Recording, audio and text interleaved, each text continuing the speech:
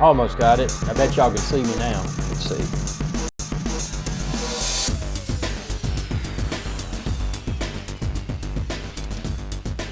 Just got to fix one thing here.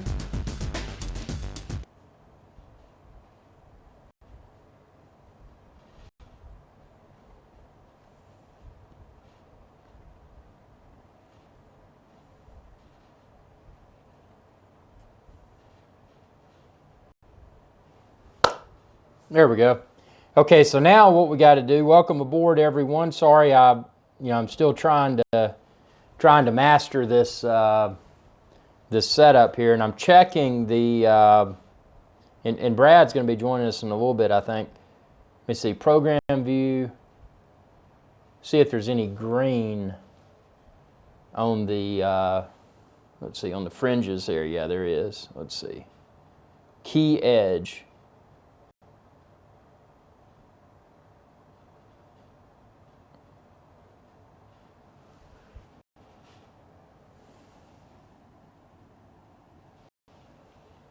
I was actually living the dream earlier that said, see now that makes me look red, but if I go down to 0, there's a fine line between, let's see, I think about right there, maybe, yeah, that may be about right. And I've got my lower third down here, IrixGuy's Adventure Channel. So can everyone, oh, thanks, man. Geo says buffering a bit, that's good to know. See, let me go back to, yeah, it is buffering because it says full. Let's see here. Just for experimentation purposes, let's bump this quality down.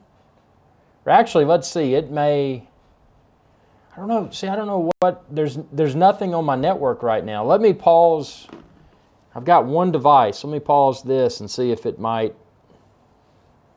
free it up here. Let's see. That's bizarre, man.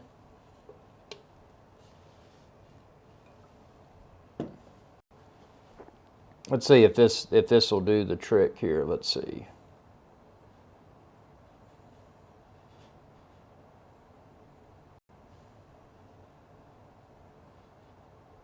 I'm going to pause the one thing on my network that, let's see, it says not paused. Okay, now I paused it. Okay, so that's not the culprit. That's weird, man. That's weird that it's, and my audio is a little bit hot too. Let me bring that down. 1, 2, 1, 2. There we go. 1, 2, 1, 2. Okay, audio levels are good now. Yeah, I don't know why the buffer's saying full. Philippe says, hello, Ed. Thank you for the video. Hey, man, no problem. Thank you. Again, thank you for the suggestion because, you know, that was... it was cool to be able to put all that content together and put a video out. Actually, that video has been performing very well. You know, a big component of the channel is looking at the performance of you know, of videos, and that one is yeah. I mean, it's and I can't share internal analytics, man, but it's taken off. And I've got another one that's coming tomorrow. And it's going to be the same format, except it's St. Bart's. So you'll be able to check that out, and then I'm going to use the same format because people seem to like it. I'm going to do St. John, I'm going to do Turks and Caicos, I'm going to do St. Kitts. So, you know, just real, and Bermuda. So that's you know, again, deeply appreciated that you had that suggestion. You said, hey man, you know, can you make a video for this? Because that's super helpful. So yeah, it's buffering, man. This is crazy. Let me see. Let's see. Let me bump the. I'm going to bump the quality to a different setting here. It's just weird, man, because it says buffer is full, but I don't have anything on my network that would be congesting it. So that's the thing that's got me perplexed. Because the upstream is only saying it's 6.98, 7.15. So, I mean, I'm guessing, you know, my assumption is that maybe because of the pandemic or whatever, I've gotten, well, I mean, not just me, but, you know, everyone's gotten slowed down, which is fine if that's the case. I'll just have to degrade the quality a little bit. Can everyone see and hear me okay, even though there's a little bit of buffering? Okay, good, Jack. Thanks for confirming, man. Yeah, so on my end, in my studio monitor in front of me, and studio monitor over there, I still show the buffering, but apparently we're good to go. So tonight I'm a pilot. See, I got my pilot shirt on, so I'm a pilot, and the captain's when I'm behind the boat. So tonight I'm the pilot, because we're going to be talking about drones. I've got let me see, Brad, if Brad's available here. I got to shoot Brad a link to dial in here. Let's see. He said he may be able to make it. If he can, he may be a little bit late, but I'm gonna shoot him a message. Let's see.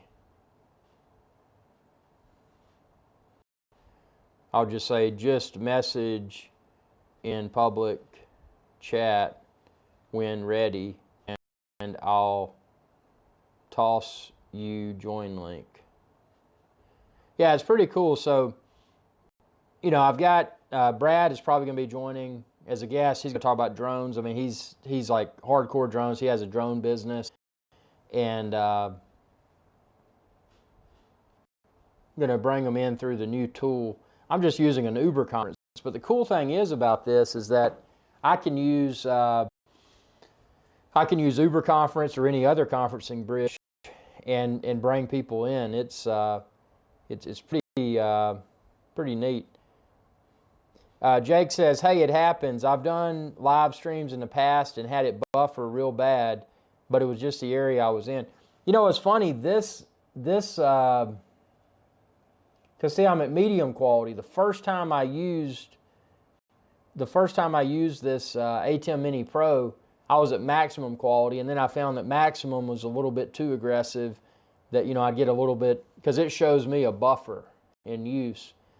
But then I found that if I used medium quality, that it was fine. And I've been using medium quality for all my shows going forward, and it hasn't created a problem. Jake says, could be Wi-Fi. Well, in this scenario, it's not, because my laptop's on Wi-Fi, but the stream that you're seeing is hardwired. I've got hardwired Ethernet, and that's going across my gigabit Ethernet into the broadband connection. So it's great suggestion though.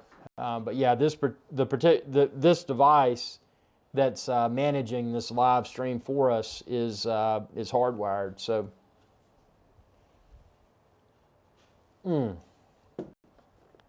oh yeah. So can't wait. Brad's gonna probably join us, and excited to get. Brad says 10 minutes. So while we wait on Brad, and again, because that's going to be the big drone-centric conversation, and hopefully the audio is fine. I've got my earbuds, and I'm hoping we don't have the audio and video challenges like we had during the last live show. Again, it's a learning experience. But Philippe says your background should be a cockpit just for fun. That's a good idea, man. I need to get a cockpit video. Actually, this background, and you'll see it in the video that I post tomorrow, this background is in front of the pool at Loveville Lodge on St. Bart's. So that's going to be a component of the, how to get to St. Bart's and what to do in St. Bart's. So, yeah, I popped this footage out when I was editing that video. I'm like, you know what, that's a cool backdrop for the show tonight. But I want to do that. I want to get on an airplane in St. Martin, one of those little puddle hopper planes, and fly over and get the cockpit view. That'd be super cool, man. So yeah, a few things coming up.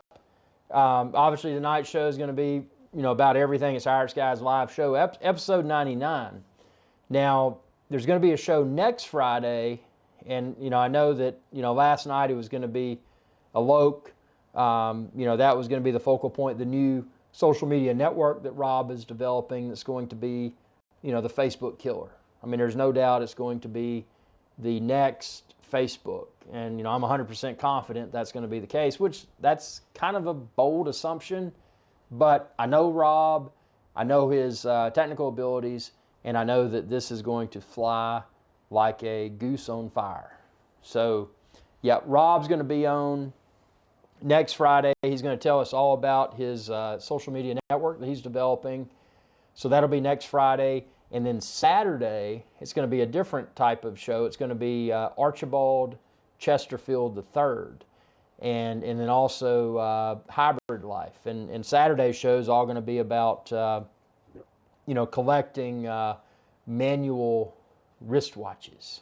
So, kind of completely different from drones, completely different from travel, completely different from social media network, but still kind of, cool content. So we're gonna have a bunch of stuff.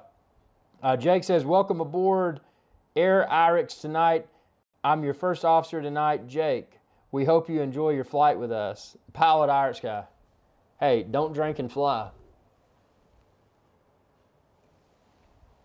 Speaking of that, I'll be right back. Whee! I'll be right back in 10 seconds.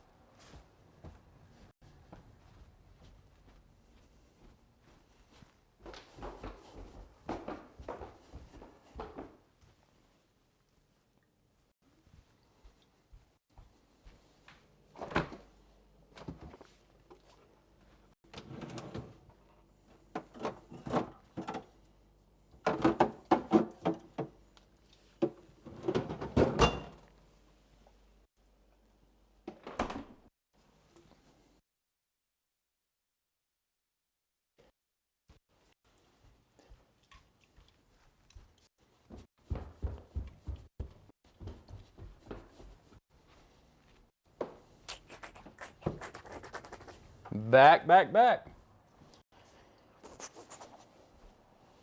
Whoa. Back to the show. Oh, I got chat revenue. One beer on me. Philippe, deeply appreciated, sir.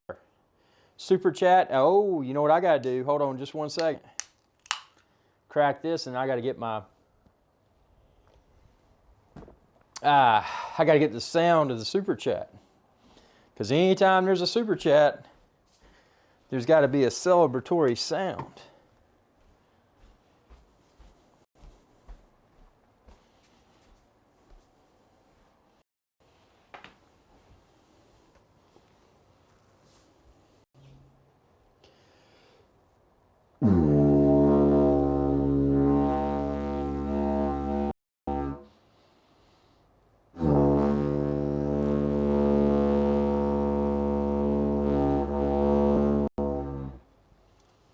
That is the sound of the super chat.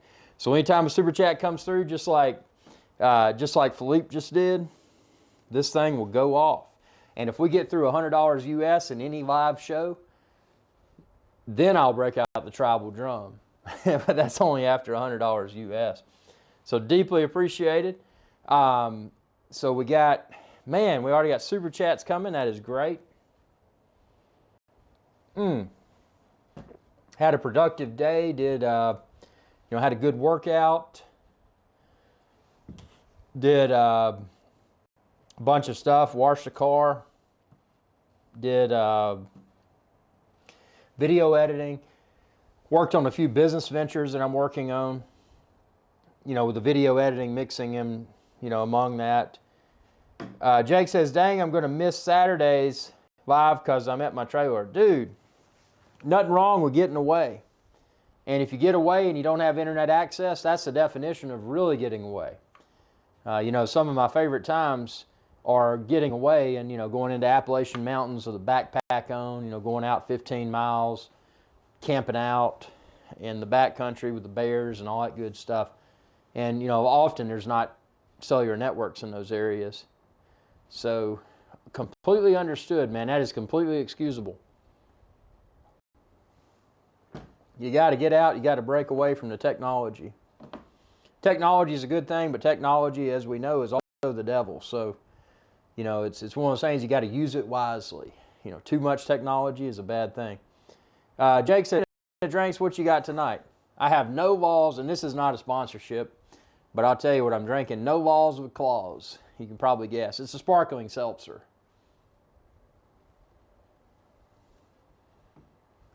Yeah, it's weird if you, and obviously I'm not sponsored by them, but got the didgeridoo. Yeah, I got the sound. This right here, buddy, is the sound of the super chat. So anytime a super chat comes through, like Philippe's super chat, this thing will sound, and it will sound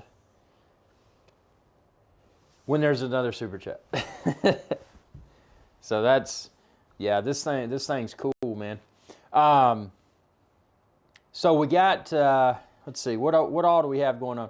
Anything exciting? I know earlier today during the live show, a lot of people were talking about the, and we'll do a lot of drone chat here in a little bit when we get Brad on, but as far as, yeah, it's a cool sound, man. One time I was out in my boat, and I just pulled up in this cove and started blowing on this thing, and this boat came up just from like way far away. You know how sound travels on water.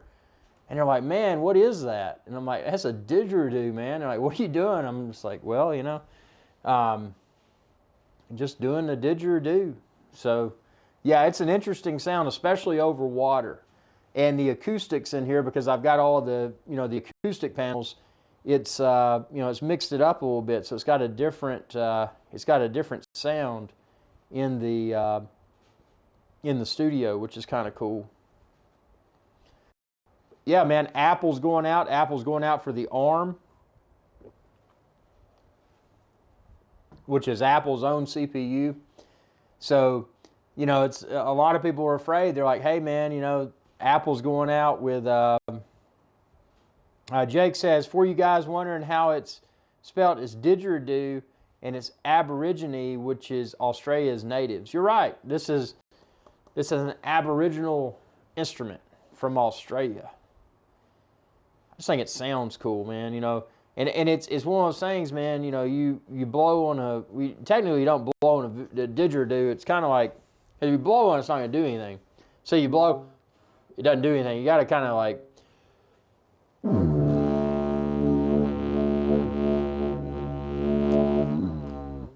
It's hard to explain, and I can hardly do it. So it's not, you know, I'm not the best spokesperson for a didgeridoo, but I'm just a pilot and a captain and whatever the day brings, man. Sea, land, sea, or air. And today is all about air. Up in the sky. Brad says, okay, I'm ready. Well, Brad, what I'm going to do, sir, let me pull open my, well, actually what I need to do first is plug in the cable that'll let you into the broadcast. Hold on one second. Put the sound of the super chat over here. I'm going to get that cable and bring across to the computer. So in theory, this should work well. Because, you know, last show we had, it was kind of a work in progress, but I think, let's see, I'm going to plug this in, and then I'm going to send you a meeting invitation.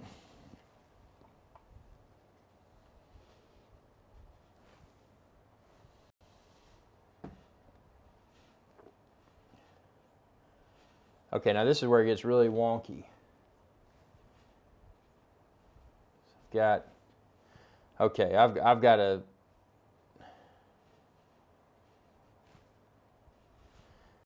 okay, so I plugged this in and I lost my screen. So now what I got to do is figure out how to,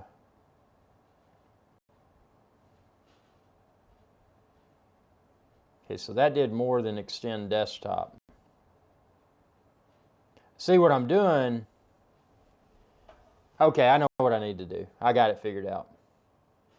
So I've got to go output camera 2, and this will become camera 2. Then I can see that as my desktop.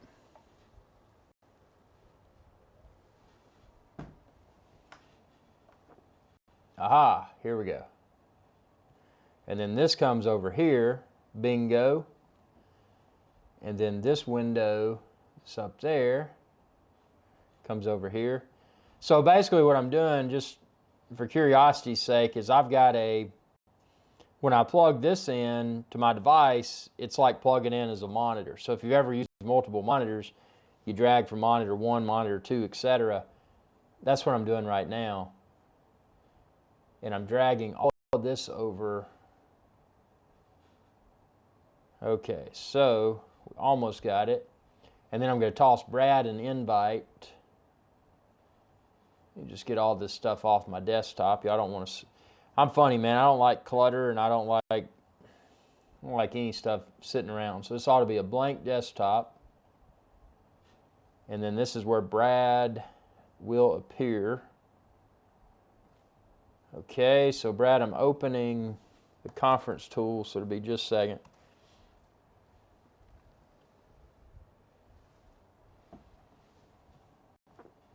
Okay, so we're going to start a new conference.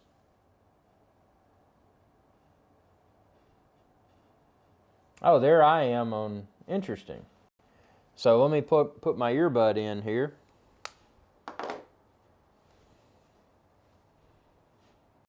One, two, one, two. 1, 2, 1, 2. Okay, settings. Okay, this is going to be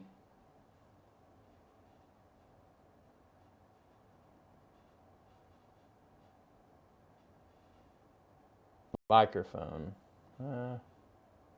Okay, I'm sorry, I'm just having to activate my earbuds here. 1, 2, 1, 2.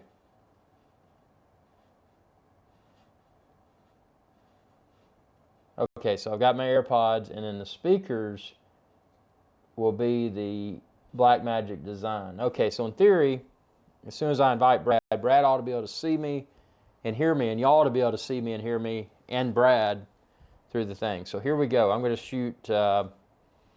shoot Brad an invite. Appreciate y'all's patience, man. This will become a streamlined workflow. It's just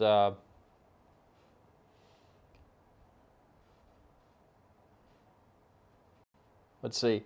Brad says, I would hold off on the iPhone 12 if you can. I definitely will. Philippe says, Ed, the sound is good, but the video is so-so. Yeah, I've got buffering with the video. What I need to do is bump the quality down 1 notch before my next show. Kevin says, hi IrixGuy. Hey, Kevin, welcome aboard, man. We're about to pull Brad in. This is kind of well, not a test. We did a test the last time. Choppy video. Do y'all want me to, well, let's see. I'm trying to think. I probably just need to set this down to low quality, but I don't want to. I tell you what, let's go forward with this show, and then the next show, I'll do the different video settings where we don't have as much video quality, and hopefully it'll be more reliable. Let's see. Let me. Okay, I'm pulling. I'm about to shoot Brad an invite here. So now what I got to do is shoot this over to Brad.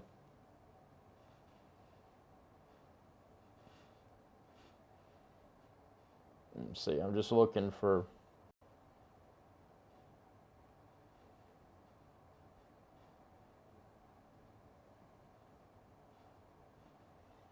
I got to find how to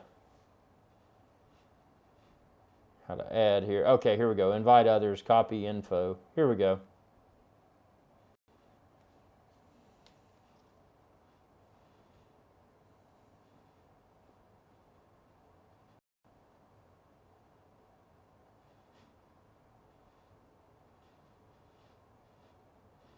Okay.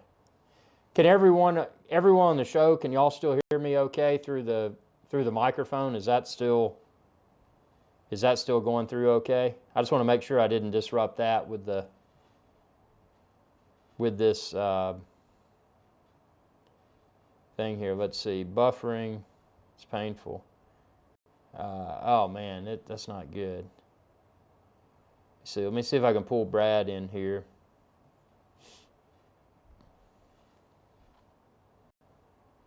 Let's see, Brad, I'm shooting it to you right now, man. let's see. Should be on its way. Let's see.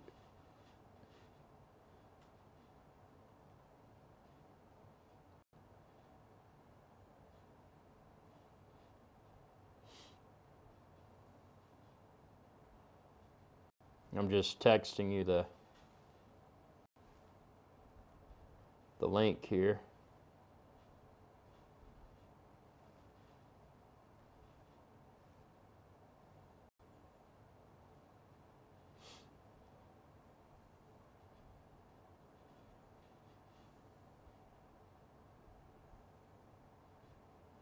Okay, Brad should be coming through any second for the show link.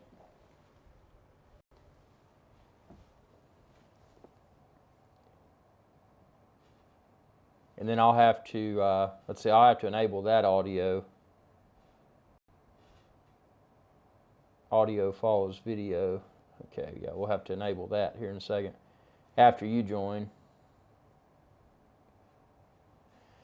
Brad says, nearly confirmed the iPhone 12 will not have 120 hertz and the new charging dock will probably be the next phone, not this one. Interesting.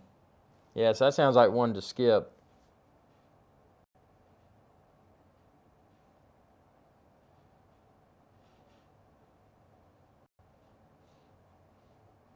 Jake says, rare to find outside Australia, cost a lot if you manage to find one, and they take more time than guitars and other instruments.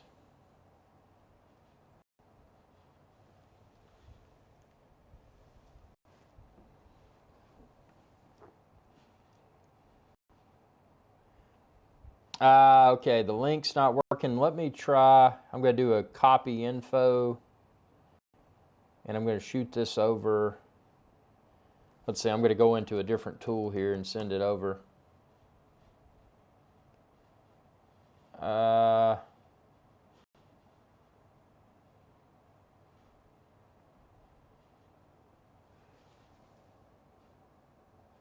Okay, I'm going to go into the email box. Here we go. Okay, I'm going to shoot it again. This time,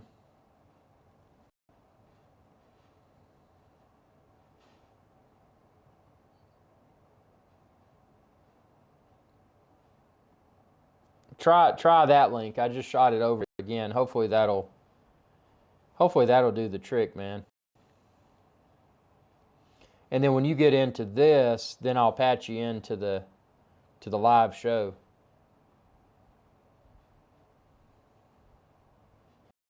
Philippe says, so strange. I know a vlogger in the Philippines using his laptop and has a fiber connection. His live stream is perfect. So here in the US, your streaming should be better. Yeah, see, I don't have fiber, man. I do have fiber, but it's only 50 down. And my problem is the upstream.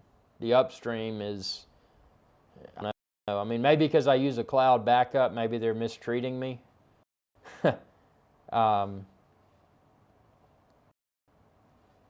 Jake says, I think one day I should join a live stream. I think you definitely should, Jake. That'd be awesome. Hopefully I'll have this live stream. Oh, here it is. There's a backup running. That's garbage. Why didn't it tell me that earlier? That's the root cause, man. Backup was running. It didn't tell me that it was. So everything should clear up now. Yeah, that's ridiculous, man. That was running and it didn't tell me it was running. So, let's see. What do we have here?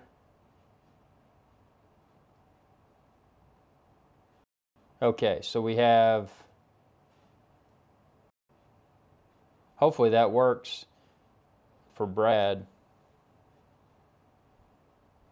All that I'm using for the video conference portion is it's a thing called Uber Conference. You know, a pretty common video conferencing tool, but all of these tools recently, because of the pandemic, they've been problems.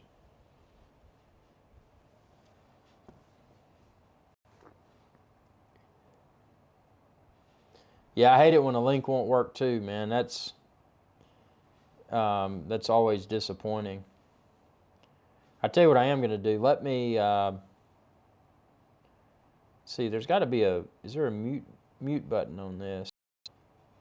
Let's see. I'm going to mute for just a second. I'll be right. Okay, so I'm not muted now, but I'm going to get to ramble and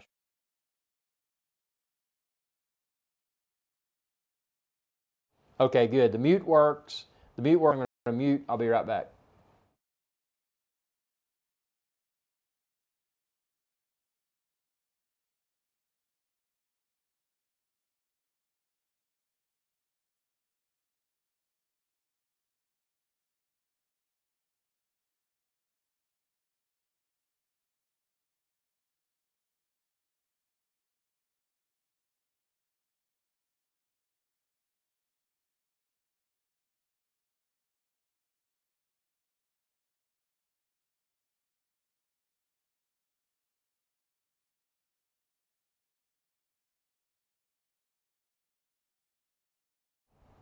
Okay, actually I didn't leave. I'm here. Brad, what I'm going to do, man, I'm going to disconnect the earpods from my laptop, and I'm going to open that same meeting up, except I'm going to open it up from my phone. I think if I do that, I think this is going to work. So let me open that from the phone for the chat portion, and then I'll join.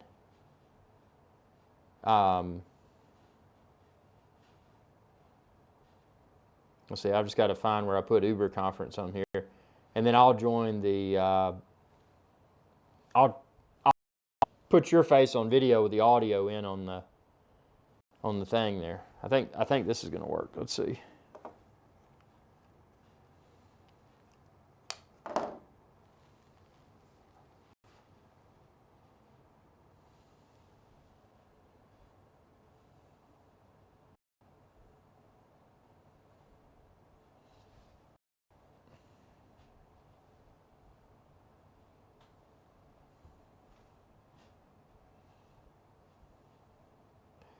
Hey, Brad, can you hear me? Well, I can't see you yet. I'm using the phone for the talk path, and now what I'm going to do is try to join from the laptop viewers and bring your audio in through that. I think this may work. We're about to find out.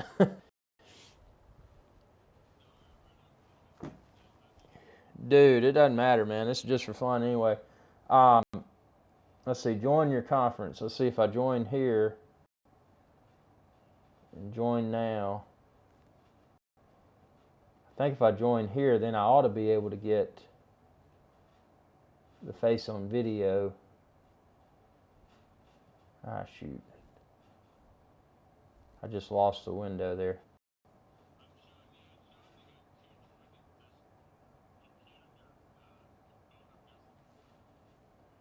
Yeah, I think that's what's going on. So now I think if I do this, well, I got to mute myself on the desktop. Hold on. Otherwise,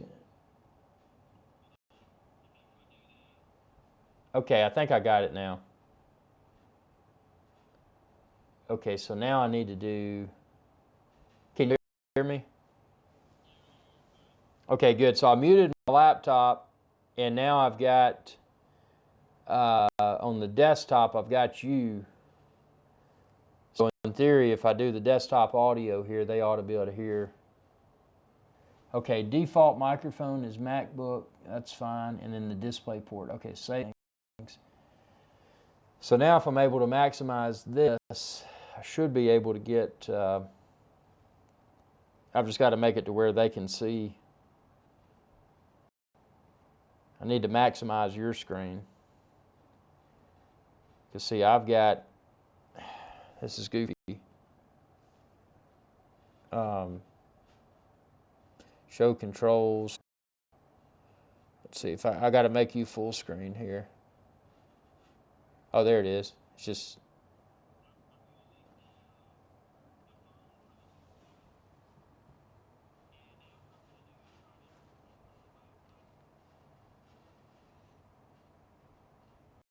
Yeah, this is. Guys, on the live show, everybody that's watching, I've got to bounce out of this Uber conference. Brad can hear me in the Uber conference, and y'all are probably hearing us too. So, okay, what I'm going to do now, I'm going to open a new tab. I'm going to join Uber conference from the laptop again.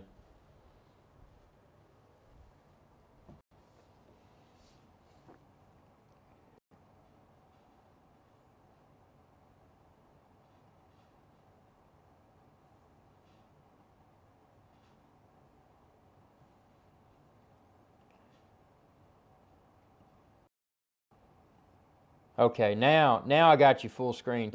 Can you hear me, Brad? See, I can't hear the... Okay, see, I can't hear what's going on in the show. I think it's because I disconnected from this. Let me see.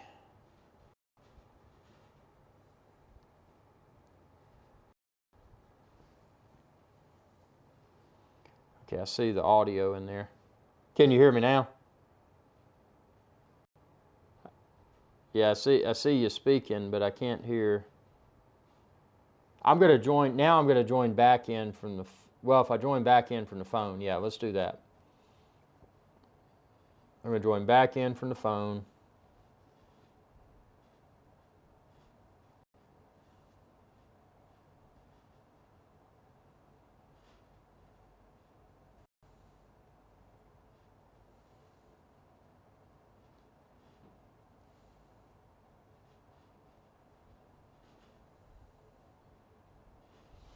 Okay, Brad, I think if you dial back in now, I think it's going to work.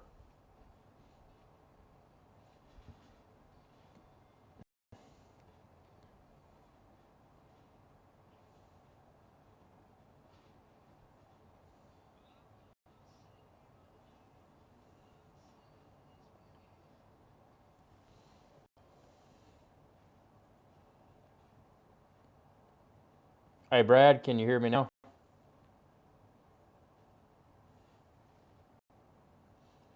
Okay, I think it's going to work now. I had to change the sequence that I connected, but I think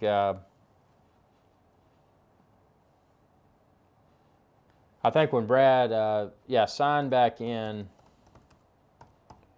I think when you sign back in now, we'll be able to hear each other, and then I'll be able to put you on integrate you into the live show.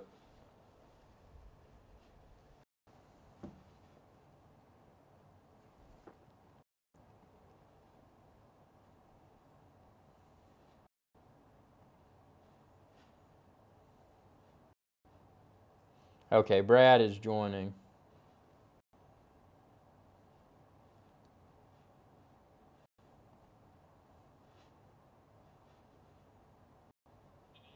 I can. Can you hear me?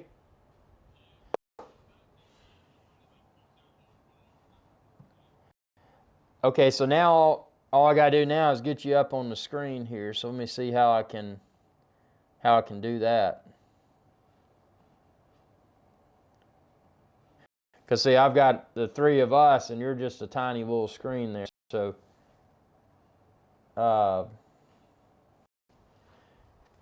this has got to be simple, man.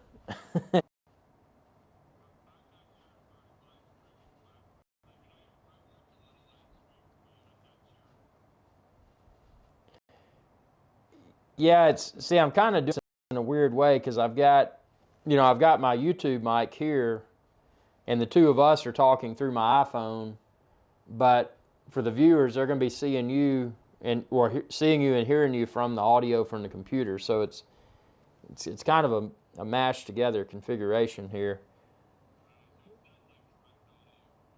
Yeah, but see, all I got to do, if I put this over, the challenge now is just making you full screen. If I can do that, I think it's going to work. And that's all I got to do is figure out how to make, normally you mouse over and you go full screen, but right now if I show it, it's just going to be like you'll just be a tiny box in a tiny section, and that's not going to work. Yeah, this is weird. Let me try this, man. I'm just going to pop this over. No, that's not going to work. Oh, this is irritating. I wanted it to work. And see, that's the problem because I'm using the ATEM Mini Pro for the network connection. So maybe what I do the next time is plug the ATEM Mini Pro into my computer, and then that way I can just, you know, switch. I think I made it next time, and that way I can switch between the two with OBS. Let's see. God, there's got to be a maximize window here. This is crazy. Show controls. Well,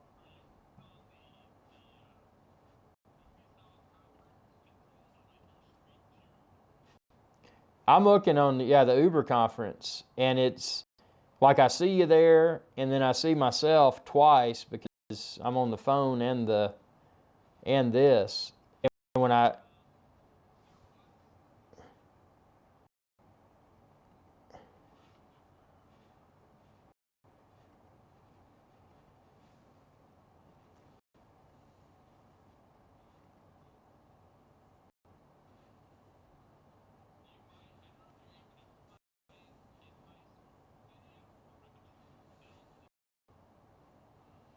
I see the pin option, and I see, and it's funny when I mouse over, I wonder, let me see if there's a FAT client for Mac.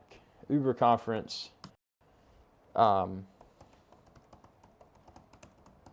Maybe there's a FAT client. Maybe that's what it needs. The desktop app, let's see. That may be what's needed, man. Aha! I think I just answered my own question. I'm downloading it now. There's a downloadable Uber conference for Mac. Yeah, that's what it is. See, I bet it's a limitation of the web version. So probably what you're going to have to do is dial back in, and I think this time it may, let's see, it may work. Okay, so now, or maybe it won't disconnect us. Let's see, join now. So I'm joining. Aha, so I see you in there.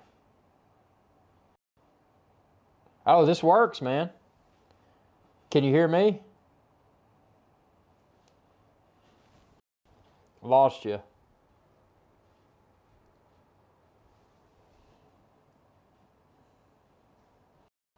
Guys, we almost got it.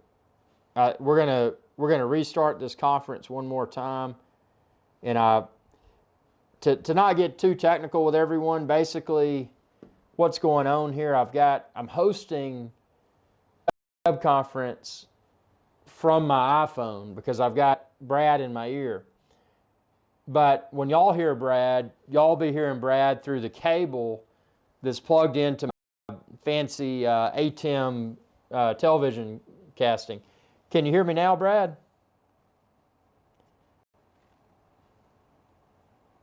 Can you hear me now?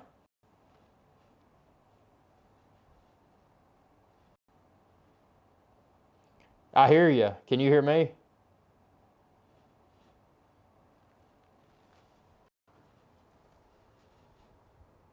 Hey, Brad, can you hear me now, man? Okay, I think we've almost figured it out. I'm talking to you through my iPhone, and now what I'm going to do is the FAT client on the desktop, and I think the FAT client's going to let me share you full screen, and then we'll be in show business here. Okay, so I'm joining from the desktop, and let's see if this works. Oh yeah, and I think it's going to let me go full screen, dude.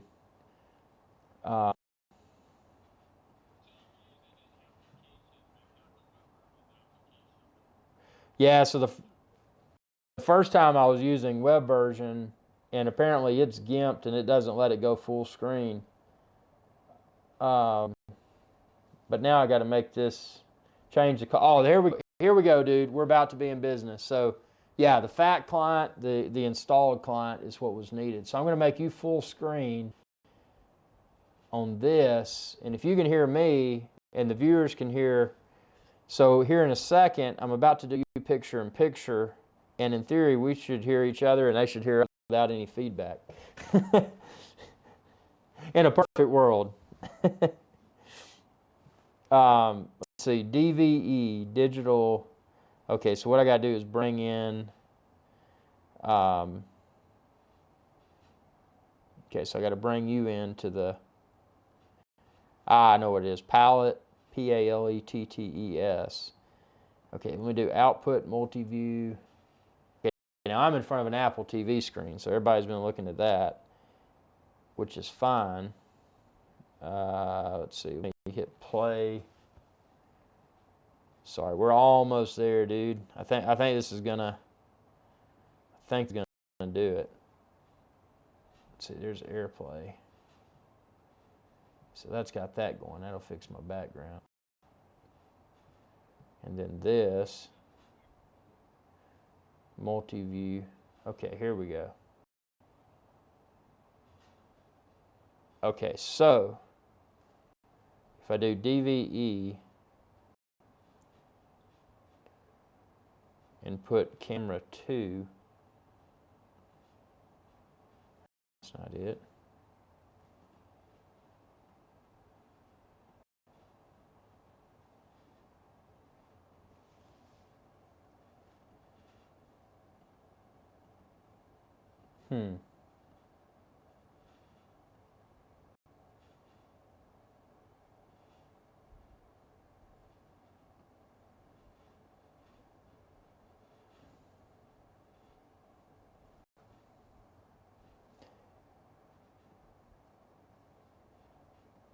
Oh, the fat client. I gotta drag the fat client there. That's what it is.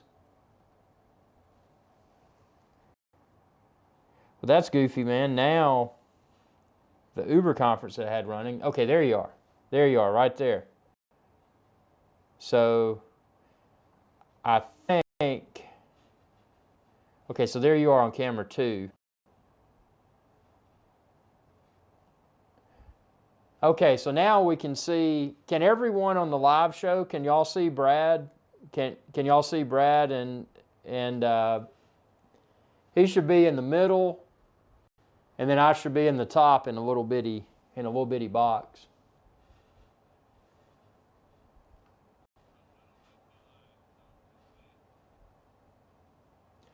Yeah, and what I'm wondering too, when we're talking, because we should be in pretty much real time on the conference, but I wonder if when they're hearing me through my second mic, if it's going to be interesting to see how this all pans out, man.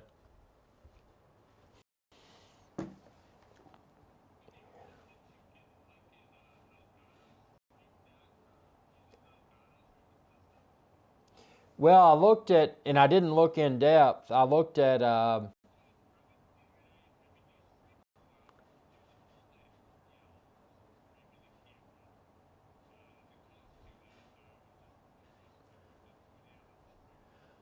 Well, I'd looked. See, I started with Wirecast, which was it was a pay to play, it was $100 a year or whatever for support for the software, and I got this. I looked, and I didn't dig too deep, but on paper, this ATEM Mini Pro actually does a really good job with everything except, this is the one thing that's not really tightly integrated with it, at least yet. So, I'm hoping that Blackmagic that designs this, hopefully they'll see this and they'll say, okay, we're going to add, whatever firmware update or, some sort of enhancement so we can get the ability to integrate face on video guests. Because I can plug this into my computer, plug it into my computer, it'll behave just like it's like a webcam except the microphone is the microphone's the camera's mic, and the webcam would be the camera. I'm running a mirrorless camera right now. But if I do that, then I've got my laptop that's running the connection to YouTube Live. Whereas the way I'm set up now, I've got that device is connecting directly to YouTube Live, so I don't have to run it through software on my laptop. I was trying to get away from to run any software, but let's see, we got Jake on here. Philippe, can you see and hear Brad and I? Do we seem to be synced up? Is there any sort of weird video or audio issue? Or well, Brad, go ahead. For everybody out here, there's a bunch of new people. Go ahead and introduce yourself. Tell everybody what you're about with the drones. And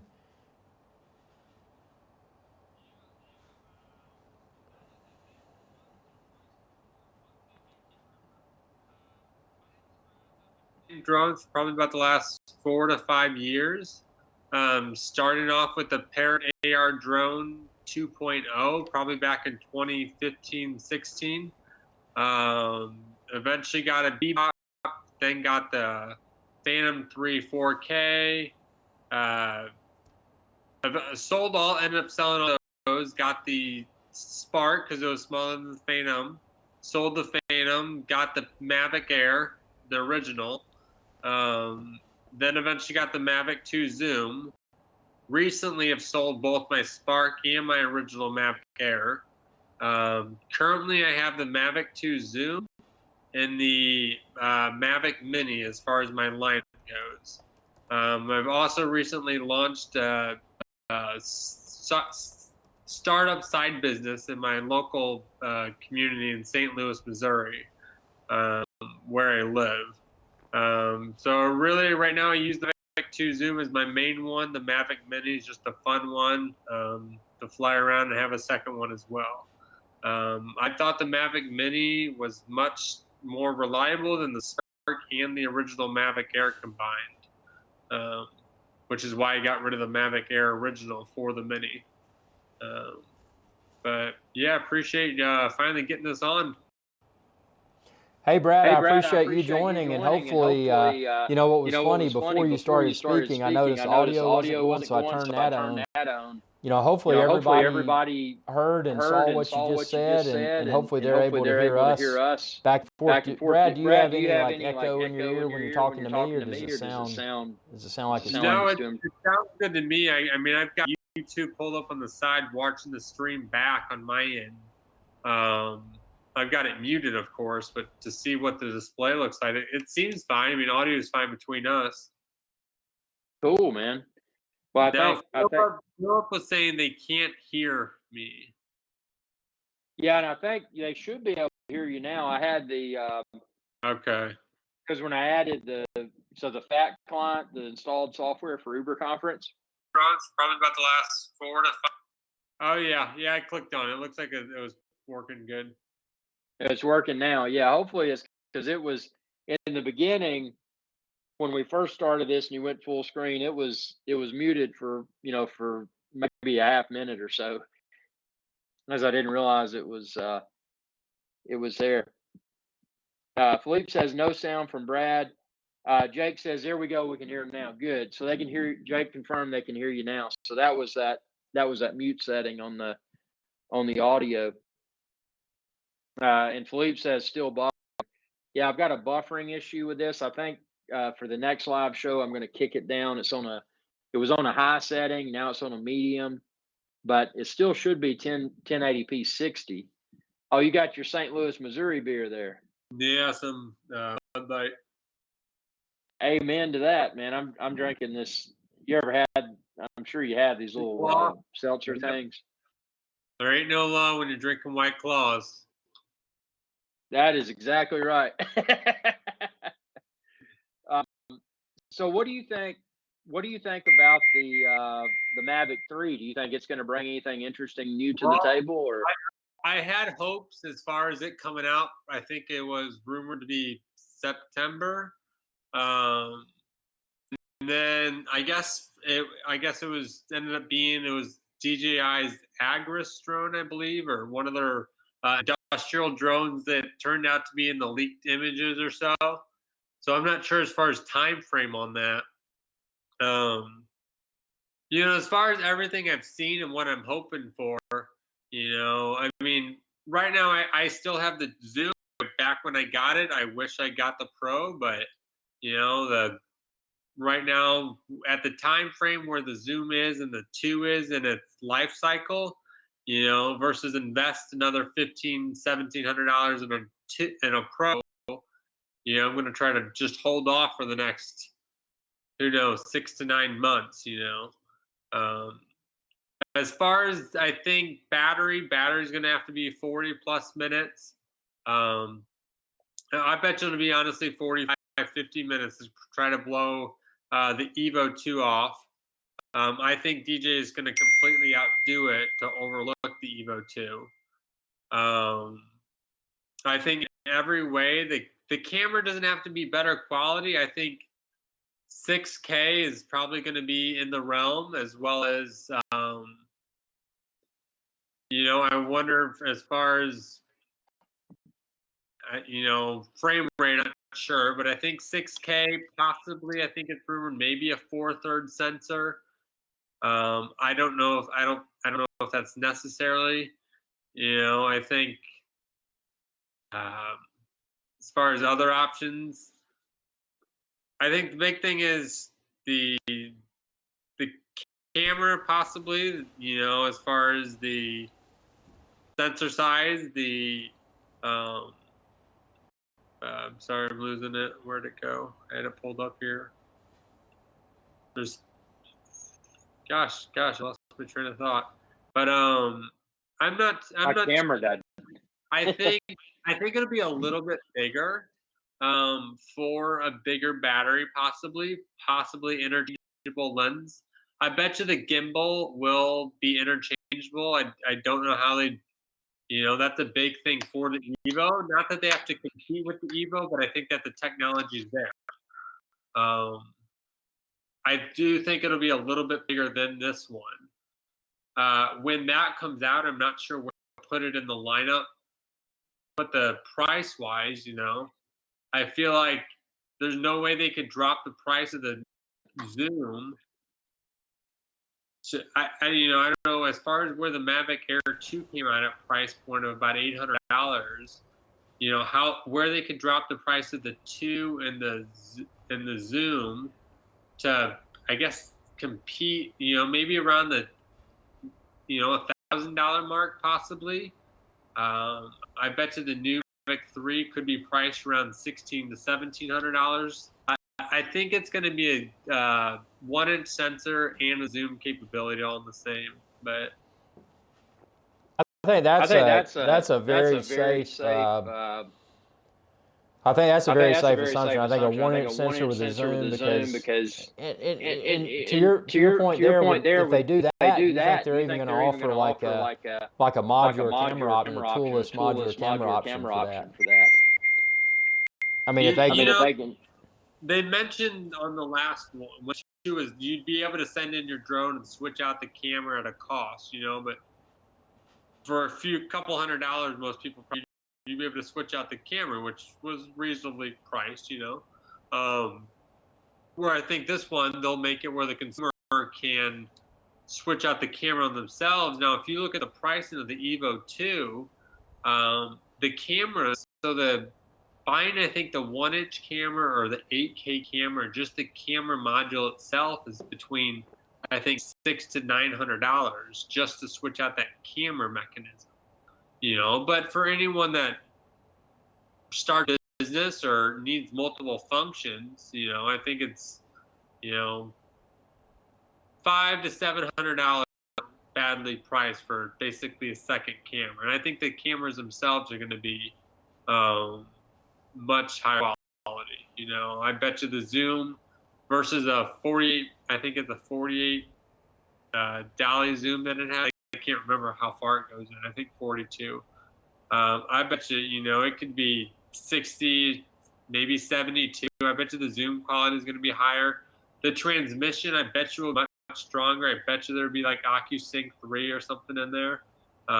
They just upgraded the firmware on the Mavic 2 series to have the same transmission quality as the Mavic Air, which I thought was interesting. I thought the antennas, or there just have to be something internal that would be blowing up the transmission, where shockingly I guess it's a firmware update will fix. Well, and it makes you wonder.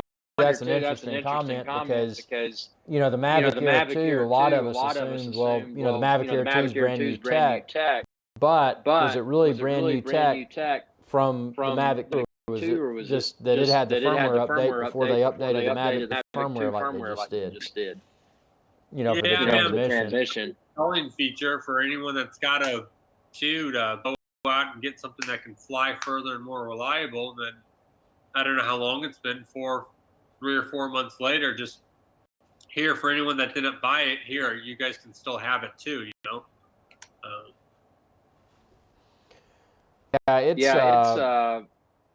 yeah, it says Jake says don't panic, the captain is back. Oh, you know what happened? The camera. And dude, I've had a rat's nest of wiring issues that I've been working through. And this camera, I forgot to plug the power in, so the battery died. So I just swapped the battery out. But we should be good now. So do you think with the Mavic 2, you know, with their firmware refresh, you know, increasing the range or whatever, do you think that probably signals that we're probably not going to see a Mavic 3 until probably 2021? Yeah, I mean, I bet you DJI like winter holiday releases probably would be Osmo Pocket 2 or Action 2 or something, Action Pro or something like that. You know, upgrade to those. As much as I'd hate to say it, you know, I'd like a new drone because I'd passed on this one, but financially that works out for me. That's something else I might get this year instead for that same cost, you know. But I'm also been contemplating too, as far as getting the smart controller. Do you have that? Do you have a smart controller? Yeah, I had it with my Mavic 2 Pro, and to be frank, man, it was a nice upgrade just because the thing that troubled me the most about the standard Mavic 2 controller is that you had to put you know you pop out and you stick your phone in there, and even if you've got a really slim case, it's not a. I mean, it works, but it just it feels inconvenient. The smart controller, the biggest thing I got out of it is that I didn't have to deal with putting my phone on there. Number two, you know, I didn't have to worry about running my phone's batteries down while I was flying, because that's, you know, a lot of times you're out having a good time, but you know, you've also got your phone for business purposes, and you don't want to have you don't want to have the battery of it eaten up if you get an urgent call and you've got to use your phone for something. So, you know, having that standalone device to fly the drone was nice. Now, you know, with the Mavic Air 2 coming out, and you know, the improved design where you can put your phone on the top, where you still got your phone's battery being consumed while you're flying, but it's just such a better experience. I mean, you know, DJI I think really knocked it out of the park with the Mavic Air 2's controller design. Hopefully that's something they'll use going forward. Begs the question. I wonder if they're going to keep the display screen in at all.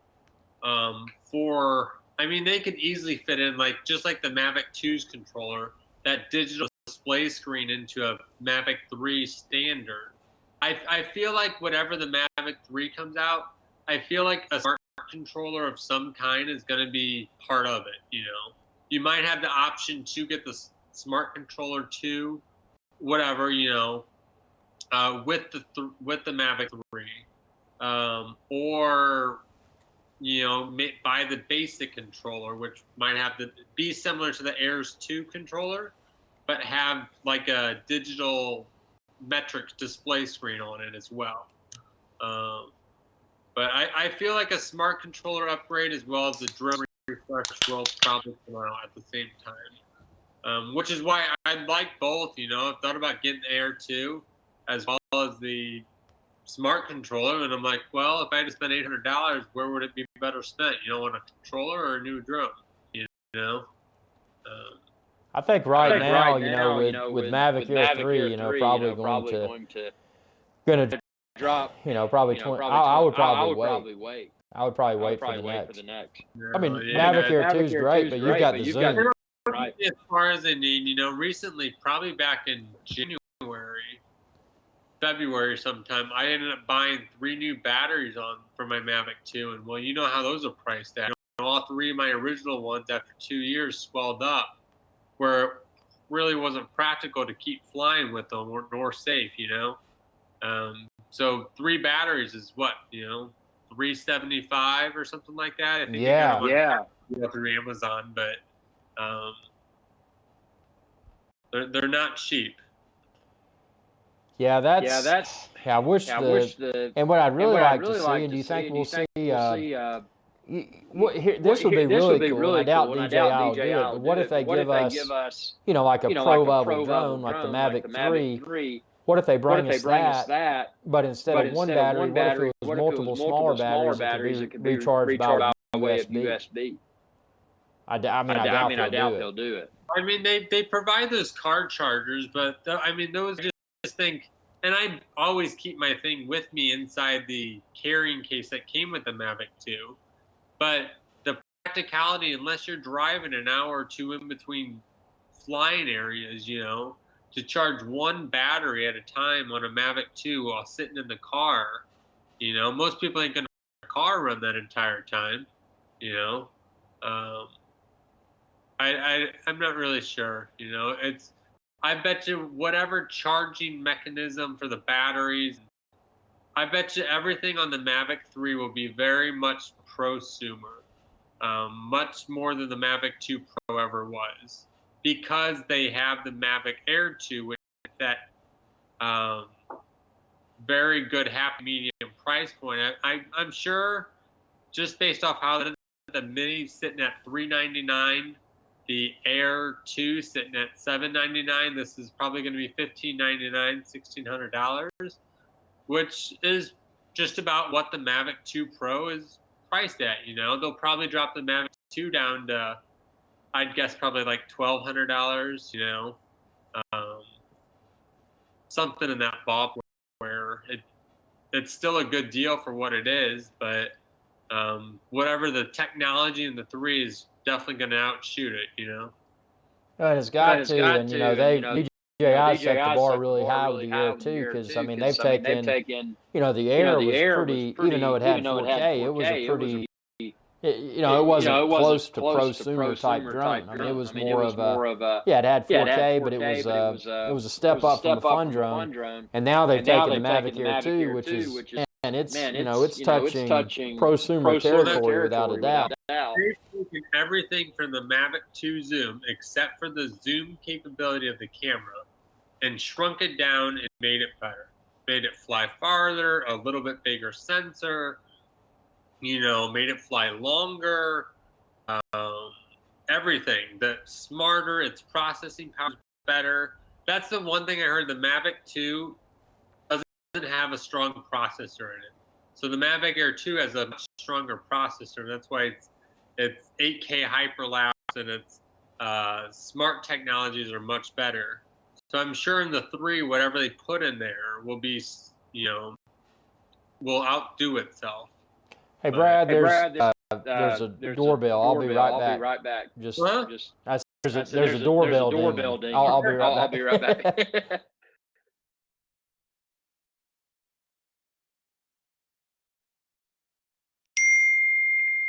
Oh, Jake, I think I know the I think I know what drone you're talking. Doesn't it kind of look like a small? Is it a Black Hawk? One of the helicopters. It almost looks like a small little helicopter. Yeah, I've seen those. I'm really curious, like how well they fly or what the transmission even is like. You know.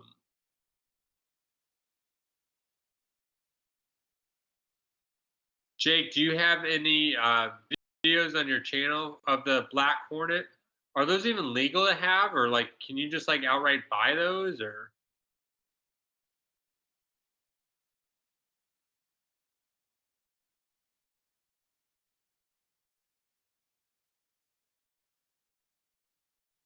I'll definitely have to check out. Those would be kind of cool if you can just buy those. I didn't know that. I've been looking into getting into FPV, some FPV drones. But those are like boats. You know, they just cost more money.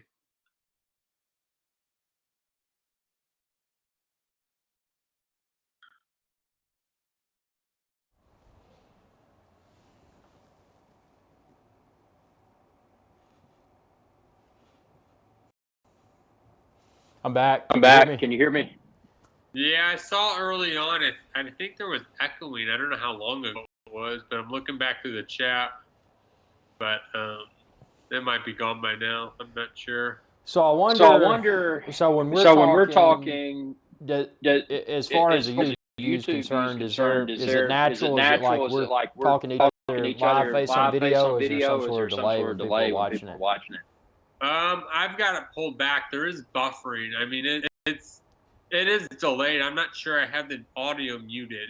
Probably delayed a minute and a half or two. You know. But I mean, as far as the part that's playing back, like when you say something and when we're talking back and forth, does it seem natural? Let me see. Except for the buffering. I mean, is it like? I think I know.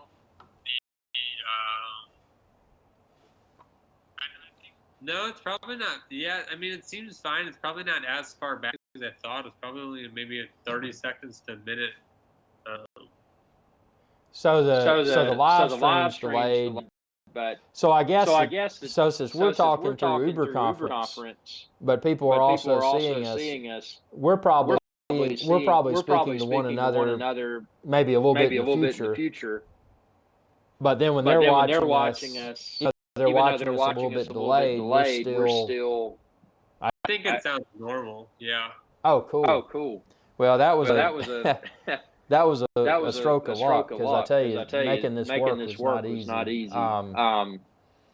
Cool, man. What are your thoughts on the Mavic 3? What are as far as features? I mean, I wonder looks. I really wonder looks. If they'll keep it the same. I mean, if they make the gimbal interchangeable, how they'll make it look as durable. You know, I kind of think when the gimbal's fully attached, it's more durable looking, you know, as one piece. Everyone always, asks me, at least as far as the batteries, do they work on other drones? And even the Mavic Pro to the Mavic 2, the Mavic original, Mavic Pro original versus 2, I mean, I don't think it'd ever be possible, because they always change the flight characteristics and to make them as light as possible and as good looking as they do, sleek and stuff.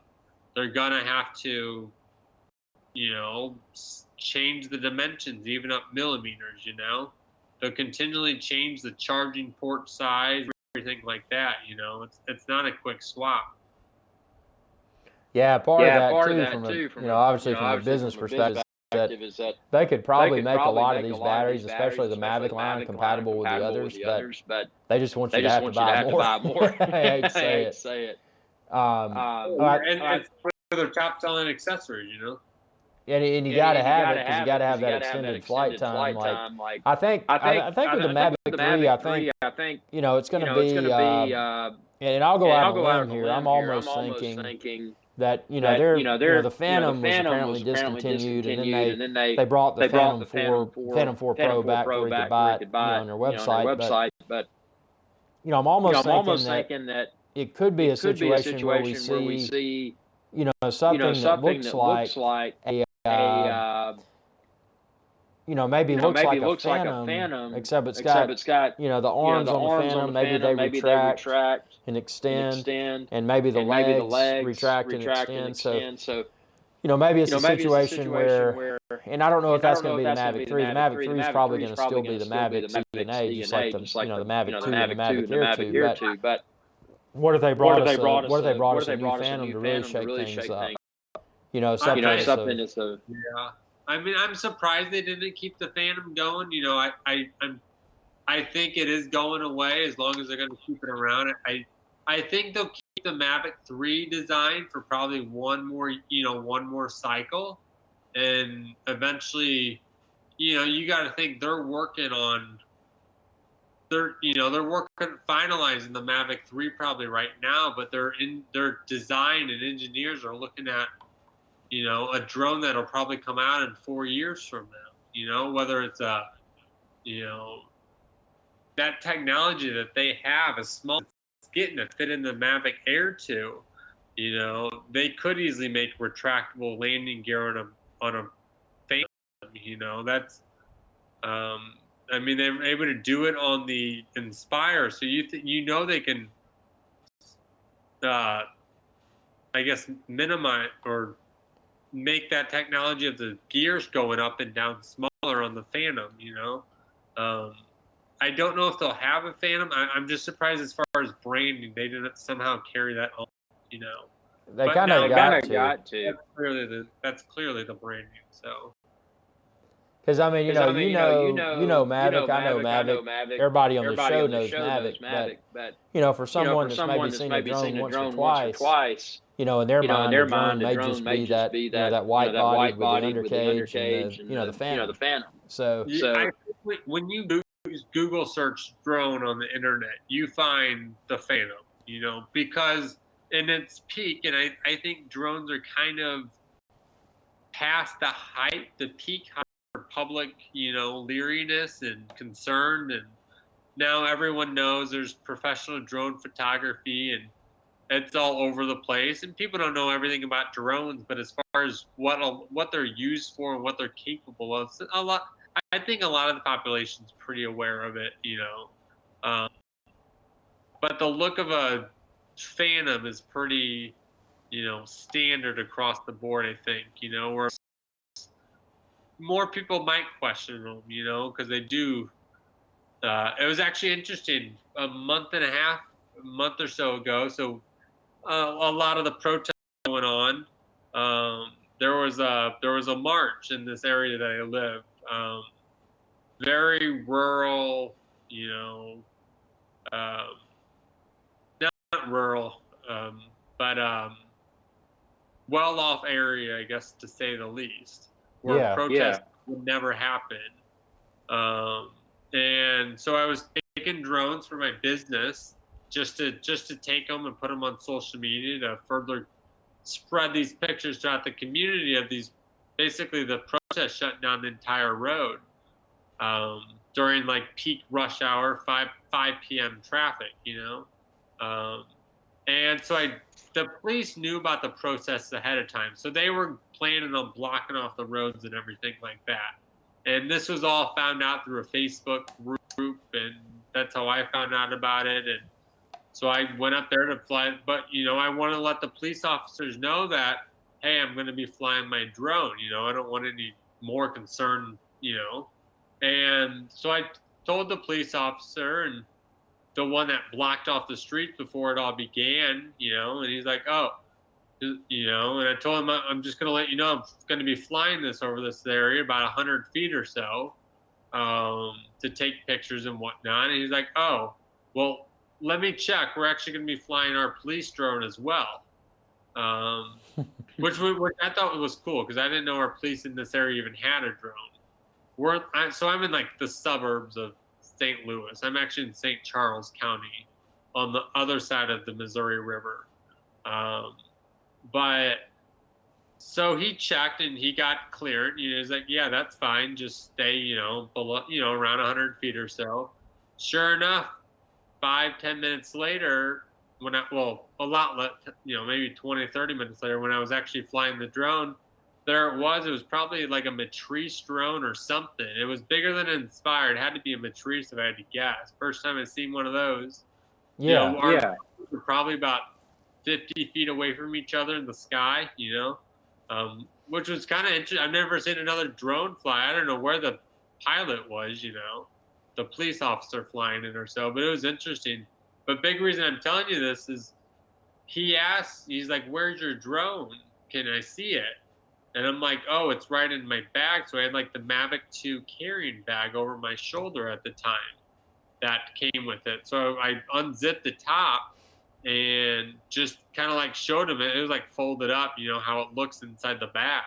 Yeah. And it was a really interesting story. Like, it's literally, here it is. It's, it's fairly tiny, it's pretty harmless of what a normal person might know about drones. It doesn't look that obtrusive, folded up, but that's my story on all that. That's pretty cool that they were cool with that too. I mean, because that could have easily gone the other direction too. Oh, and that's, and it's not that I wouldn't want to get pictures, but I don't want, drones are always kind of controversial, but they're like, oh yeah, just stay, and I'm like, oh yeah, I'll stay, and luckily I was able to fly over the street, because the street was completely shut down, and as the protesters were kind of going through the area, staying ahead of them, but as a Part 107, you can fly over the street, you can fly over roads, you just can't fly over traffic legally, And people that aren't protected, that normally I wouldn't be able to just fly over the big old road like it. But well, and that's from a business perspective, that's really cool, because that's the type of footage that you could.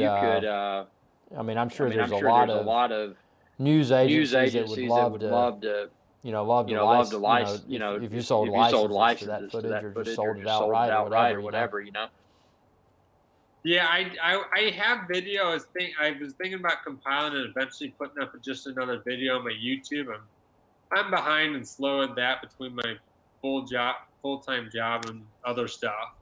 That I wish I could do it more, but it's just I get behind on stuff like that, and it's kind of priority, kind of not. It's something I wish I could do more and do better, but sometimes it's the right place at the right time. Videos over the years of flights and travel, and just slowly adding to my channel. So sometimes it's right place, right time, though, because I mean, you were there. And you were, I mean, obviously, Part 107, you were adhering to the rules, and you even took the extra step and told the officer, hey, I'm going to be flying, and they were okay with that. That's a rare opportunity, because, I mean, that's a historical event. And I ran into a similar situation. This was unexpected. It's when I was heading down to St. Thomas. And I didn't know at the time. I'd booked it, a year in advance. But it just so happened the time that I landed was a few days after the FBI had raided Jeffrey Epstein's island. Really? So I droned that. I droned that. Yeah, I droned it. I've got the Epstein. The name of the island is. Did you watch the Netflix show? I'm on this show. That's my footage on this show. On the Epstein documentary on Netflix. There's a lot of my drone footage on that. Really? Yep. What's the name of that show? It's Netflix. What they call it? Filthy Rich. Filthy Rich. I think it's Dirty Filthy Rich or something like that. Yeah. So what I did is droned it. And it's permissible airspace. It's right off of Red Hook. St. Thomas, not in the no-fly zone around the airport, right? So I put it up on YouTube, and then I had a lot of production companies contact me. Hey, would you be interested in selling this footage? And I said no. I said I wouldn't sell it. But I was very careful about how I said it. I said yeah. I said I would be willing to license it. And dude, I'm on that. I'm on several shows. Huh. Not me, but I don't know how long, but did you have your Part 107 at the time? Oh yeah, definitely. Yeah, you couldn't without a 107. You couldn't. I mean, obviously, you couldn't do that. Have you seen the actual show yet? The Epstein documentary on Netflix? Yeah, actually, the intro to every one that's kind of darked out, and you see flying into the island. That's let me link that. That's really interesting.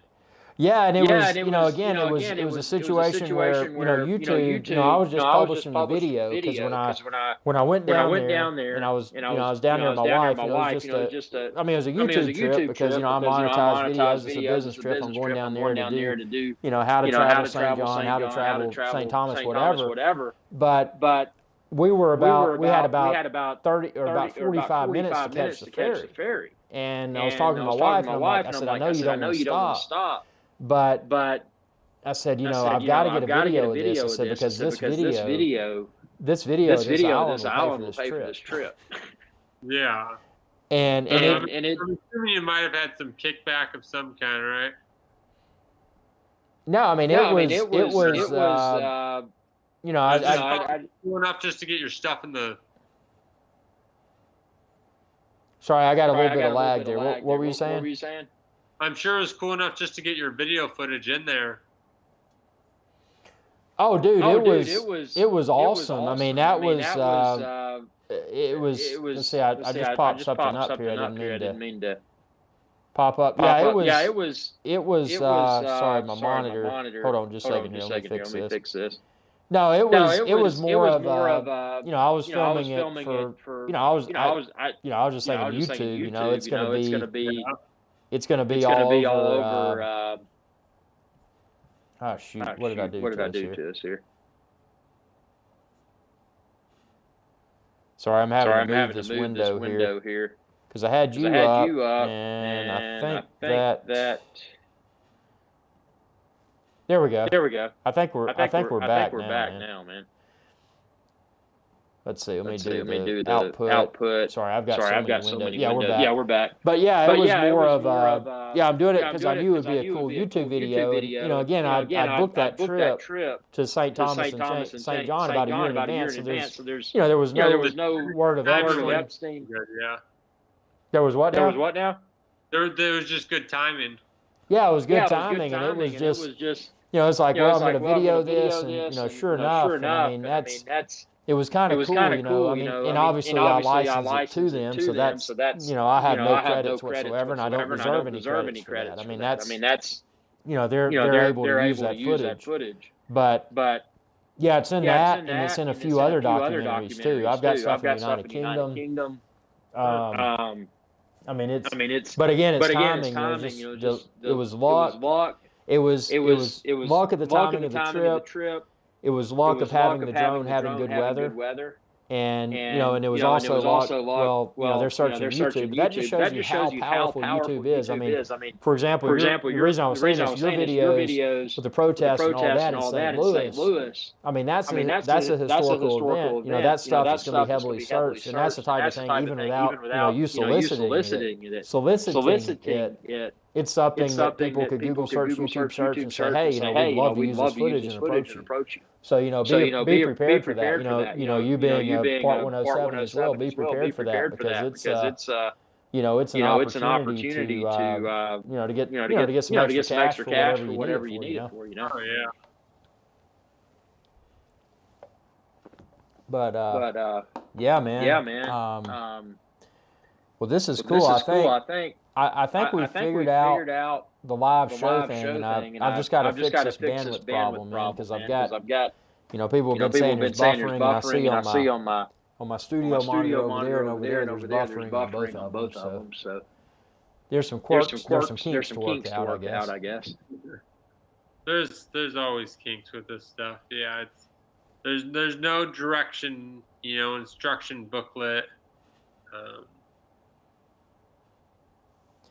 Yeah, it's you know, but part of that is what makes it more exciting, because if this was all cookie cutter, everybody would do it, and it would be a situation where you know, the internet would just be you know, flooded with this type of content, and it wouldn't. I mean, I don't know. Yeah, I mean, you see what I'm saying. Oh yeah, I mean, you can say it's flooded, but I mean, to the people that really follow YouTube on a daily basis, yeah, there's a lot of live streams. There's a lot of drone live streams, you know, but to anyone that doesn't do YouTube, do home video or filming themselves or anything like that, you know, it's not even in the thought process of where to even begin. You know, editing video, something that even a basic video, something like mine, you know, that are very minimum editing compared to what I see in others, you know. I wish I could do color grading and awesome stuff, but I haven't even got the time to figure out a lot of that stuff out, you know. But anyone that doesn't know video editing alone are just impressive. How did you cut that video up and make the transitions like it do? And it's like, it's just drag and drop, you know. But well, it's like most anything else, you know, you develop what's called muscle memory, and I was tinkering. The people that are watching this live, I resized that digital the box in the top right, and then I moved it around. So like anything else, you just get your hands on, and then the common daily task, you develop that muscle memory, so you know how to do it. But then something new comes your way, and it's like you got to figure it out. And then after you figure it out, you got to tweak and make sure that it's just very streamlined every time you do it. And then after that, you kind of develop that muscle memory for whatever that new process is. And admittedly, Brad, with this live streaming that's going on right now, this is one of the most I don't want to call it counterintuitive because I would be doing black magic a disservice by saying that. It's not counterintuitive, but it's a learning curve for me because I have no formal background in broadcasting.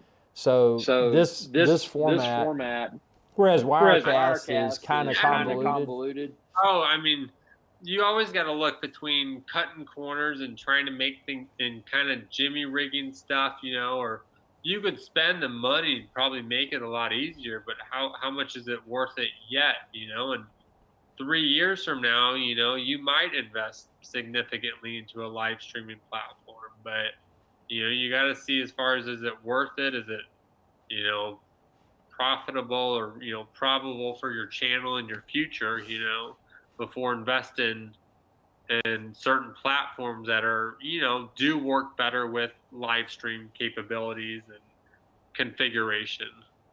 Well, and that's a good point because like this. Oh, and I just moved the. So you're front and center. Because see, next Saturday, I'm going to have two people on. I'm going to have Hybrid Life and AC3. So I got to figure out how I can position all this to do this, but with this, and this for this channel is this is around $600 US for this piece of hardware. But the beauty of it is, I'm not sure. I'm sorry.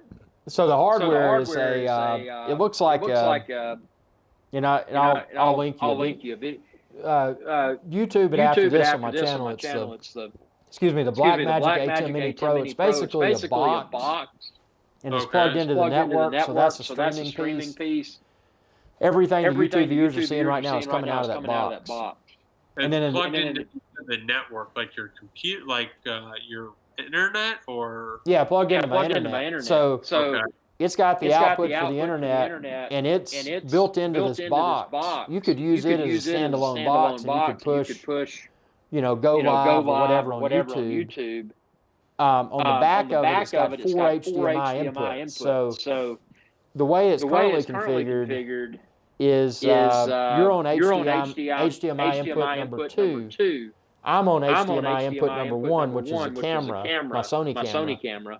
And then HDMI input number 4 was when I was doing the part before you joined with the green screen. That's my Apple TV. It's plugged into that, and it's playing a video that's continuously looped. And this device has integrated chroma keying, green screening built in.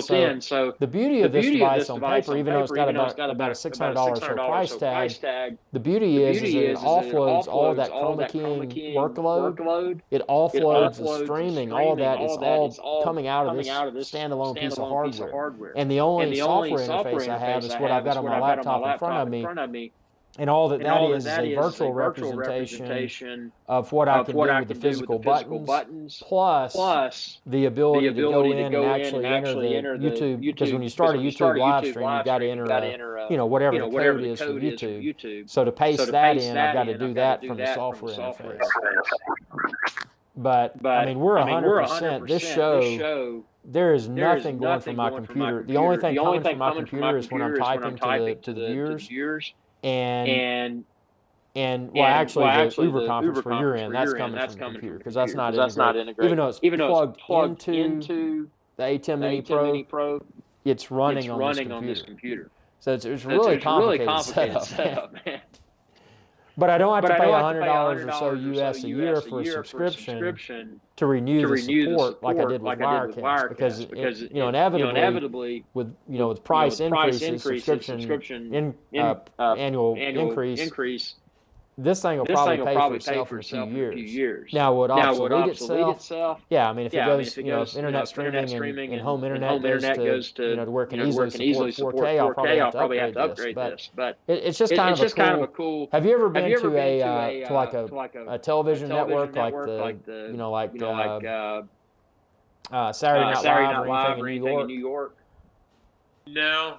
I mean, I've been to like the filming of like TV game shows, but I've never been like a night show or anything like that. You've never been in the control rooms in the back of the studio? No. This is that kind of crap. I mean, it's a box with a little box. I sat behind what's the guy's name? Probably like, I know the Elgato Stream Deck, something along the lines of that. I'm thinking. Now the Stream Deck, it's got, and I haven't explored it. It's got a lot of physical. It's very. If you look at the Elgato, the appearance is very similar to the A10 Mini. Excuse me, A10 Mini Pro. Except it's got A10 Mini Pro's got a lot more buttons. Excuse me. This carbonation in this stuff, man. Makes you have the hiccups. But anyway, sorry. I ran it. I'm excited. This thing's actually working, and that is it's unexpected excitement for this to actually work. So, well, Brad, it has been it's been fun. I wish we had all the. Yeah, we'll figure out a better time. I'm sorry, my schedule's all over the place some nights. But as far as once it's figured out, as far as quickly getting in, it's good to go. I'll be interested to see where the drones go in the next 9 months. Probable case next drone, I'd guess maybe like early spring, maybe like late February, early March, maybe Mavic 3, but I'm with you on March. But that'd be ideal, so you have the whole summer, which for most people, for the Northern Hemisphere, but that's most practical as far as a release for the next big drone, I think. That sounds yeah. I'm with you. I think around March is probably about right, man. But we'll. Do you have any other people in the real world that are drone people that would want to be on a show with us? Or? No, I mean not that I'm personally connected with. No, there's quite a few drone channels that I'd honestly suggest getting involved with. That I think are pretty genuine people that know a lot about the drone industry. I'm not sure how much time you have to check out on YouTube, but a few people, Billy Kyle, Billy Kyle. Do you know him at all? Do you follow him? No, I don't. I'm just going to jot this down. Very good channel, very smart young guy with the drone industry. I think he's got about 70,000 subscribers on YouTube, I believe. But he's got his own business out in Philadelphia area, I believe. Been following him for years. There's Bill, the drone reviewer, older gentleman. I think very good, genuine guy and interest in the drone hobbies. He does live streaming himself. He does every, I think, Tuesday night or so. Which I'm not sure what he uses. Original Dobo, I don't know if you're familiar with him, Ken. He does live streaming on Wednesday nights. Ken Heron, there's quite a few people. Ready, Set, Drone. Flight Path, I don't know if you're familiar. Yeah, I've heard of Flight Path, yeah. There are a bunch of drone channels that I follow heavily, and people I genuinely like and follow on a weekly basis. That could, people that know a lot about the future of drones and where they see the industry going. I'd suggest reaching out to some of them as well. I mean, you got, I don't know what your sub count is. Is it 70? I don't know what approximately how many. Let's see. I think it's around high 60s or 70. I'm forgetting. I don't see it on my screen right now. 74,782 subscribers. I mean, yeah, that's significant. You know, I don't know how many of yours are drone, you know, enthusiasts or travel, you know, where they're. I'm sure you probably have an idea from your video analytics where a lot of your, you know, market comes from, but I'm not sure the portion of the drone industry as far as your followers, you know. I think based off what I see, I think it maybe used to be stronger, but you know, you spread out your drone content on your channel and branched out to, you know, other interests as well. So that could have easily gained a lot of new, you know, subscribers over the years, but yeah, it's hard to pin it down because a lot of it, you know, is really well. And I don't want to say I was an early adopter, but I adopted. I was still kind of early because I adopted drones when Phantom 2 came out, but I bought Phantom 1 and Phantom 2 was already out. So I was a little bit late to the game. I was actually a subscriber, Gene at the lake, and he's out of California. He's the one that messaged me. He's like, "Hey man, you need to check out Phantom for your channel." And I looked at it, and I looked at the price, and I had sticker shock. I'm like, man, you know, I'm like, number one, at the time, I thought it was like an RC airplane type deal. You know, it may crash, I may never see it again, it may fly away, and it was hard to get on deck with it. And you know, sure enough. You know, I said, okay, I'm going to do it, but I'm going to do, you know, Phantom 2's out. I'm going to start with Phantom 1. And, you know, when I did that, I will tell you the channel started to rocket. So I know I've got a lot of drone people, but I've also got a lot of travel people. So, but yeah, that's. Yeah, I'm sure it's. I mean, your content has gone. You know, it's always stayed with drones, and it's funny that you say sticker shock of the drone back then, where obviously the more drones you buy, and especially with YouTube and making videos, you try to buy the next best thing to stay relevant in some aspect, you know, as well as the content and curiosity that comes from that product. But you know, sticker shock, it's like if I would have, how much money I spent on my Phantom 3 4K probably about 3 or 4 years ago. All of that plus more is in my Mavic Mini right now, which is about $399 brand new. You know, it's like, you know, 1/20th of the size, you know, a little bit less cost. And now the Mavic Air 2, you know, is about half the cost of the Mavic 2 Pro that came out about 2 years ago. And it's only missing a little bit as far as technology, you know, but it's got so much more in other aspects. So like, the cost is going down significantly. It's just funny to laugh at sticker price. You know, it's like if I didn't buy a drone 3 years ago, I would have a lot more money now. Yeah, it's either. You know, that's the thing, man. It's an expensive. You know, and admittedly, if it wasn't for YouTube, I wouldn't be able to do this hobby because you know it's kind of one of those deals. You know, you're able to justify the hobby because you're able to you know make a little bit off of YouTube and you know and make it. You know, make it financially feasible. So, yeah, man. Yeah, well, let's great suggestions. And I think. What was that? Oh yeah, good show tonight. Yeah, I appreciate you joining, Brad. And you know, anytime, you got my email address. Anytime you'd like to be on a live show, just shoot me a message, and I'll try to do these more frequently. I know. Just for everyone out there, we've got you know, this Friday I've got one of my friends from college. Actually, Auburn University. He's a software developer, and he is starting a social media network. And it's going to go neck and neck with Facebook. So I'm super excited about that. That's kind of different content, not drone. But ought to be pretty cool. And then Saturday night I've got and this dude. He will make you laugh. He's from Australia. Archibald Chesterfield III, and he's going to talk about watch collecting. You know, kind of a weird another hobby I've got.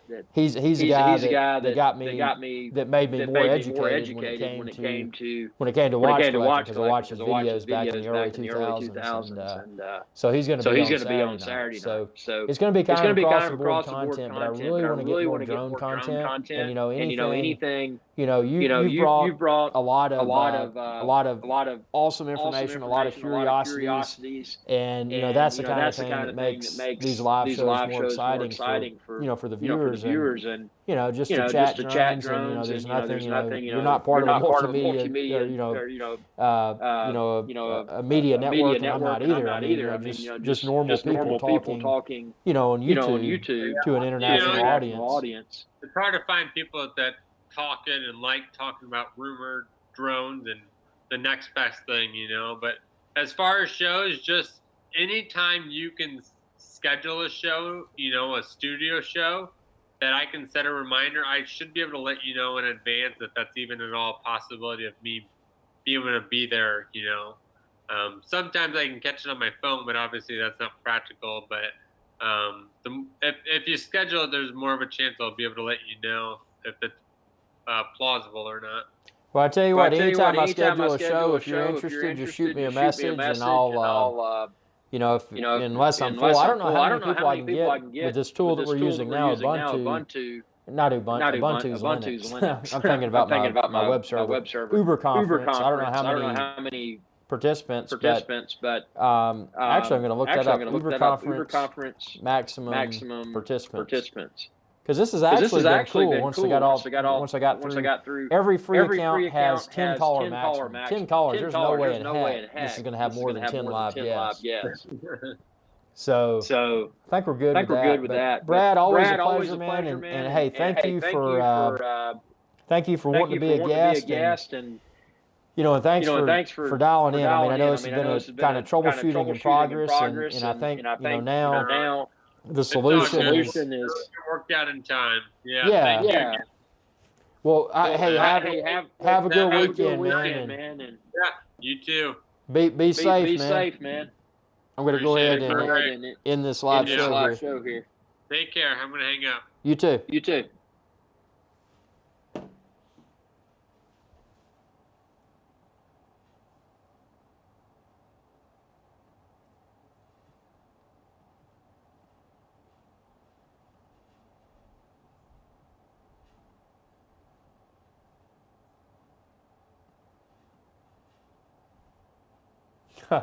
Okay, there's the live set.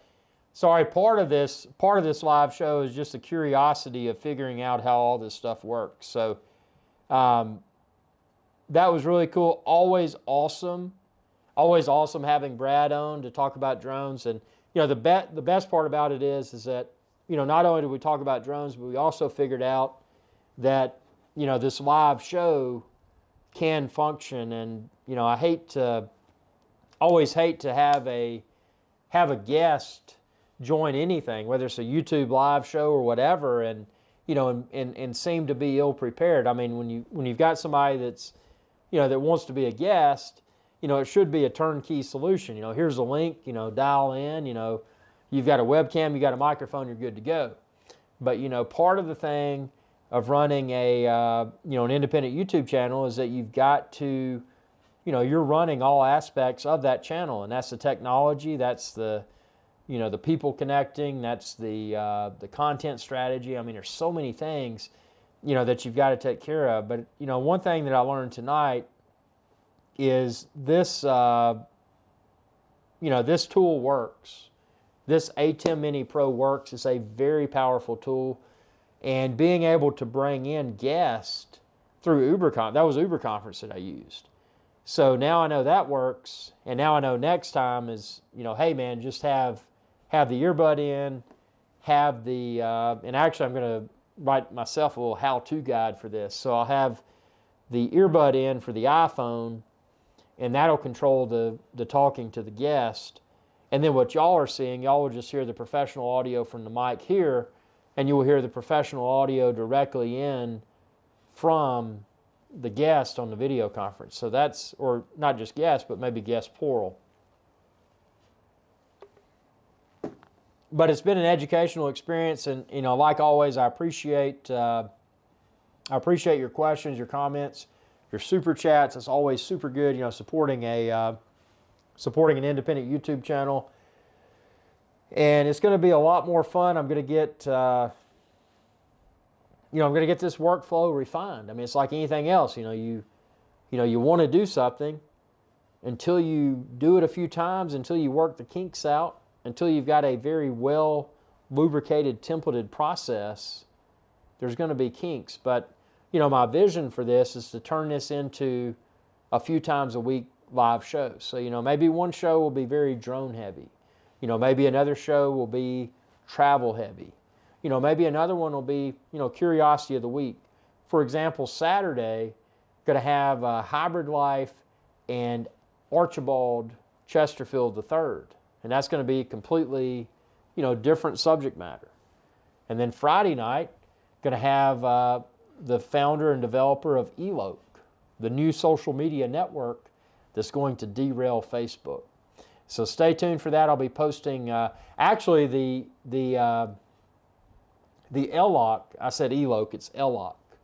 The Eloke live show will be Friday, and I'm actually about to prepare the live show invitation for that. So, go ahead and and click it on my YouTube, set a reminder, and be sure to tune in, because again, Rob will be face on video and will be able to answer your questions in real time. And he's a developer that's hungry for feedback, because I mean, he is developing the next big Facebook competitor.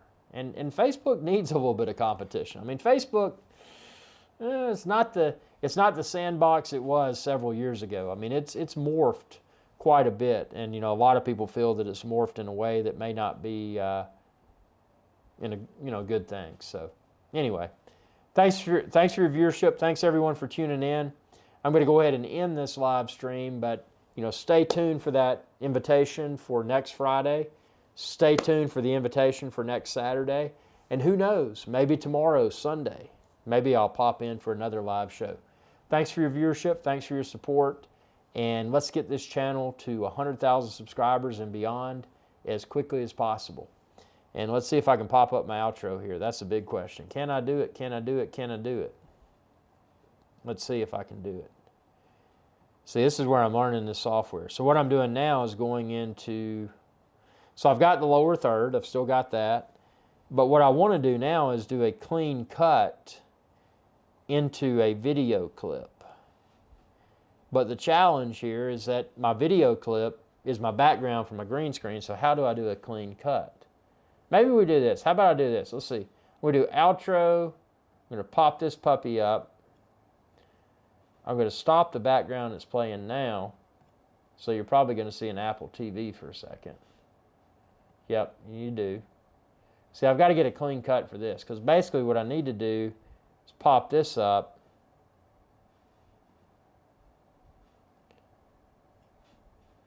See, that didn't pop up on the... Oh, it popped up on my other monitor, because I had the live stream people in.